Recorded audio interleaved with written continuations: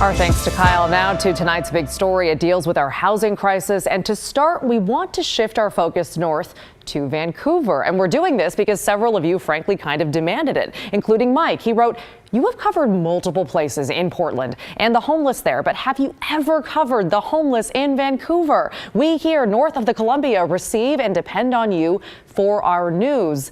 But the majority of the news you present is Portland." Here's another. Okay, so we live in Vancouver. Do we not have a very large homeless problem? I know we do because we see them everywhere, but we never hear our mayor on the news addressing this issue. That email from an email with the handle Daywaif, no name included. Whoever you are, though, thank you very much. And thanks to Mike as well. With your questions in mind, we hit the road today. And as soon as we got off the interstate in Vancouver, we were greeted with this large camp. And frankly, we found, more of the same in downtown Vancouver. If you live in that city, none of this surprises you. The housing crisis is very visible there, just like it is in Portland, in Salem, and other cities throughout our viewing area. But all of this in mind, let's lend some specific context courtesy of statistics. According to the last government count conducted in January of 2020, so pre-pandemic, an estimated 916 people are homeless in Clark County. Now, for reference, that's about a quarter of the number of homeless people in Multnomah County. Nearly half live in shelters or transitional housing. The rest, 516, an estimation there, are unsheltered. That's a federal term. It means they literally live on the streets. And you might have seen in the news this week, Washington's eviction moratorium has expired. So housing officials in Vancouver and probably across the state are now worried that a wave of new people could become homeless soon. So case in point, here is what Vancouver's homeless response coordinator told me on Zoom earlier today. I am worried. For a whole variety, nobody wants anyone to experience particularly unsheltered homelessness.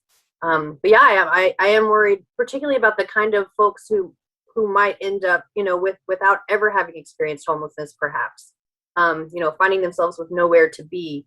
That's kind of my focus has always been on like the chronically homeless population. Folks have been outside for a very long time. Also not a good thing, but it's scary to know that we might have like families with children finding themselves with no shelter, no housing, who've never experienced that before. I do want to say to Daywaif, by the way, we asked for Vancouver's mayor, but we were told Jamie Spinelli was the perfect person to talk to, and our thanks to her. So that in mind, what is the city of Vancouver doing? Well, shout out to your officials, by the way, for this website. If you're interested in how your city or how the city of Vancouver is handling the housing crisis, we highly recommend checking this out. It's beheardvancouver.org/homelessness response. beheardvancouver.org/homelessness response. It's where the city literally lists everything they're doing in detail to respond to this crisis. So we decided to show you one highlight. This is Vancouver's safe parking zone. It's a city-owned parking lot at the Evergreen Transit Center. And right now they're at capacity with more than 40 cars and RVs parked here, housing close to 70 adults and 10 kids. Earlier, we met some of them. This first couple you're about to meet says they lost their jobs and their housing during the pandemic. This is amazing. If it wasn't for this, I don't know what we would have done. I don't know what we would have done. They don't judge. A lot of people think you're homeless and not a place to stay. They just put you in this class of homeless people, and we're not all the same. And they think that you don't want to work. They think that you don't want to do anything. They think that you're lazy. And it's like, no. And I met several people, two ladies here, their houses burnt down. That's why they're here. I met people at Safeway, just bought a camper shell for their pickup. I said, "You guys going fishing or camping?" They said, "No, we have to live in this pickup." I see it every day. And it's a great place. I mean, too bad there's only limited room, but because I'm sure a lot of people are going to be like, "Oh, I want to go there." And then they come here and they find out there's no room and they're like, "Ah." So if they had more places, that would be ideal.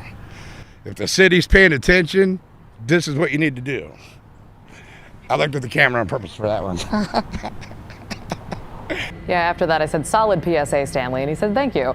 And by the way, Stanley, the city tells us they are paying attention and they're working to open something like that safe parking zone, but kind of minus the car factor. Earlier this year, Vancouver city officials vowed to open 3 what they're calling supportive campsites, basically organized homeless villages. And again, they want to open 3 by the new year, by 2022.